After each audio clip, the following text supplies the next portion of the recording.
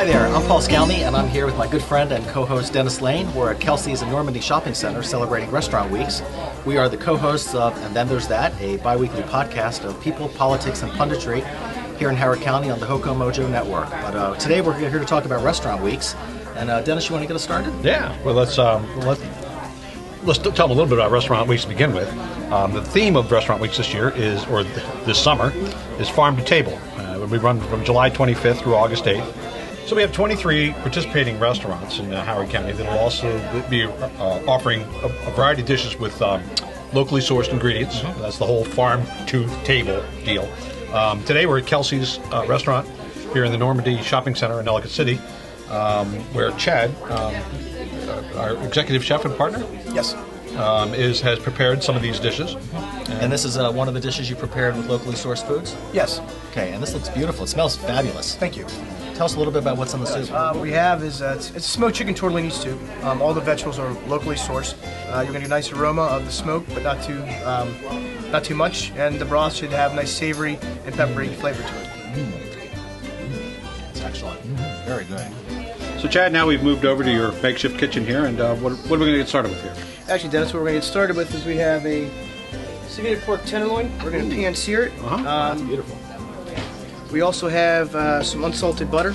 That's what we're going to sear it in. The cardiologist will like that. Yeah. We're just going to take the butter. We're going to pull away from the pan. I always like to do this to make sure that if the butter starts to brown, you can kind of control the heat. When you put it back on. You've done this before. A couple of times. Okay. Kind of let it go. Pick up the heat a little bit. Get it melted. Now what we've done, we've already brined this pork tenderloin. We've brined it in salt. We've brined it in some star anise. The cardiologist won't like that. Some cinnamon, some sugar. So we don't really even have to season it. Everything's packed in here, and then we basically slow cook this for about an hour and a half. Okay. It's going to be beautifully cooked, probably medium to medium rare inside. And when you say brine it, what do you describe what that means? There's different ways of brine. Some people do hot brine, some people do cold brines. This is specifically a cold brine, where you basically have taken some salt and sugar, equal parts. We've dissolved that in water. Then we add aromatics such as thyme, rosemary, peppercorns, everything like that. All the things that make it smell so good. And sometimes you got to adjust the heat to make sure your butter doesn't get too brown, because you don't want it to get basically burnt. Right. So you want to keep it brown. And when you brown the butter, you get a really nice nutty smell from it, nutty flavor off it. Smells good right now.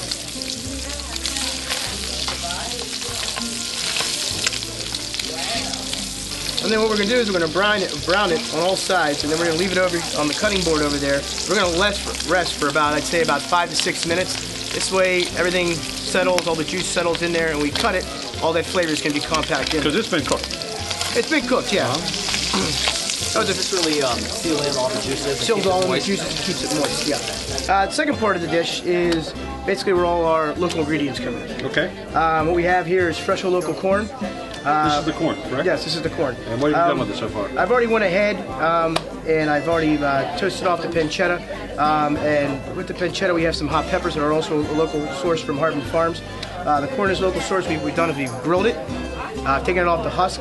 Then we've taken a little bit of basil oil, the pancetta, and the hot peppers, and we've tossed that in real quick just to mold all those flavors. We're going to basically start with a little bit of oil. We're going to wait for that to get hot. We'll add the corn. We'll add the local zucchini. We have some Renoir cut heirloom tomatoes. And then we'll finish it off with fresh basil. That corn looks delicious. So we're going to start off with the corn. You have to wait until it's done. We'll add that right there. You have to dip into it while I'm standing here. I was worried about you on that side. I'm a little too close to the food. Toss it around. We have some red hot peppers, a little bit of jalapeno, pancetta, corn. I've also tossed it already in a little bit of a basil oil to get that fresh basil aromatic flavor to it. So is this real spicy then as a result? Not at all, actually. It's the spice. You said jalapeno. Some people go, jalapeno. Jalapenos actually aren't as spicy as people think they are. Is that right? If you know what's spicy on a jalapeno is the seeds. So if you seed it, it'll give you a nice, like more of a smoky flavor than really spicy. Okay. You know what I mean? Spicy to me like a pepper, no matter if you have to seed it or not, is a habanero. Habanero will give you that pungent flavor. You get the zucchini in there. Don't you wish you could do that, Paul? Like make it look like that. I do that. That food would be all over the counter. I tried that. It goes everywhere. It's all over. We're gonna add the heirlooms in. Let's say maybe It's a scientific amount you put in there. tablespoons. Heirlooms. Heirloom. What is that? Heirloom tomato. Basically a wild tomato. It's got a lot more sweetness. Some people stay away from them because they don't like the way they look. They're always deformed. And Right, right. But the flavor of the heirloom tomato is it's awesome. We're good. And that's done. I'm going to take that and just rest that over here. Okay. Now the next step what we're going to do, I've already made a fig reduction sauce. This is the one that Dennis thought was a chocolate sauce. That's the one. That's nice and warm already. We're just going to leave that right here. And basically we have here, just for a garnish, we've done, we have some fresh figs. This is another thing I'm not allowed to use in the kitchen at home. It's funny, my wife won't let me use one at home.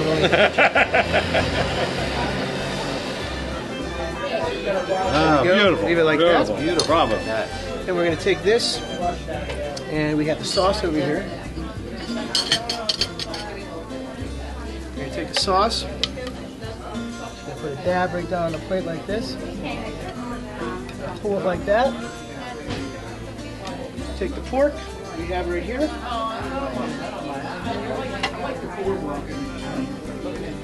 Stand the pork this way around. And then we're going to garnish it off. A little bit of a fresh microgreens. What is that again? Microgreens or mosh. Put that right on top. Mosh. And that is ceviche pan-roasted pork tenderloin with fig puree. Beautiful. And corn and basil relish. Wow. And this is one of the dishes that you will be serving Yes. during restaurant. It's for a garnish. Do we get to eat it now? Yes, you do. Beautiful. Chad, this is beautiful. Thank you so much. Look forward to trying this. Thank you for your hospitality. Thank you. Appreciate Kelsey's participating. And Chad, thanks. Thanks. Appreciate it, guys. Now, Dennis, we do have one more stop. We get to eat this first, though, correct? We do get to eat this Okay, first. great. It's a beautiful day, though. I have one more place I'd like to take you. Okay. It's out in the country. It's a surprise. We're going to get in my car and You drop the top down? we're going to drop the top down and head on west. Excellent.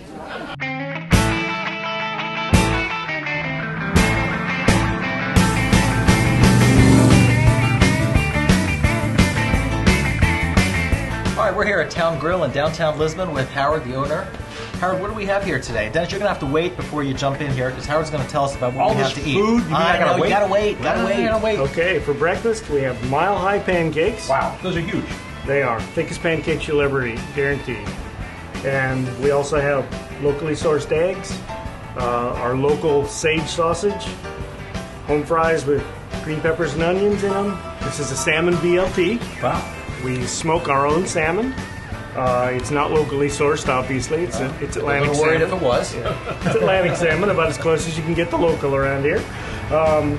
We slow smoke our salmon. We put it together with a regular bacon BLT, and the flavors go together just wonderfully. That's amazing. I'm looking forward to trying that. It'll knock your socks off. This is our signature barbecue sundae. A barbecue sundae. Well, that's something I've never heard of. What's that sitting on top of? That's a fried pickle. It's cornbread smothered in pulled pork barbecue with coleslaw on top of that and topped with a fried pickle. Oh, that's beautiful. That's beautiful. And then we have one of our rib dinners here. Full rack of ribs here. They sit overnight with a hand rub on. Oh, no them. kidding. Then we slow roast them for 5 to 6 hours, mopping them all the way along and then coating them with the final barbecue sauce. Now, did these come from a critter from down the road or from locally, or they from outside of the area? Where do our ribs come from? Yeah. Well, when a mommy pig and a daddy very much. We get our meats from a variety of sources. But some here in Howard County. We source locally when we can. Some come from our national suppliers as well. Sure. So, Howard, what will you be featuring during Farm-to-Table restaurant weeks? Well, this year during restaurant weeks, we'll have locally sourced ribs, rib dinners, and rib specials. We'll be having specials on our barbecue Sundays. I was hoping you'd say that. Oh, good. We'll also be having some specials on locally sourced lamb dishes, both pit lamb and lamb kebabs. Wow, I don't think I've ever had pit lamb before. Sounds good. Sounds excellent. And we're going to have various special combinations for restaurant weeks of a number of our regular restaurant menu items and specials just combined for restaurant week participants. So I guess we got to look at the smoker now, and Take a look then at we the get to smoker. eat. Then we get to eat. So Howard, this is a pretty impressive grill you got here. Is this something you can buy off the rack of the store? Or? Sure, it's an old salvage Russian mini. I knew it looked familiar. Exactly. There's the screen door on the other side. That's why they weren't successful. It started life obviously as an old propane tank. It's been retrofitted as a pit cooker. Whoa, Dennis, I think you ought to fit in there. Smell that. Smells good. So what do you actually have cooking here today? We have pit beef and pit turkey cooking here. Okay. And we cook our meats out on our pit cookers every day of the year, no matter what the weather. We slow roast our meats. Now we say slow roast. At a low temperature. How many hours? Pit beef will go for 2 to 2.5 hours. Pit turkey a little bit longer.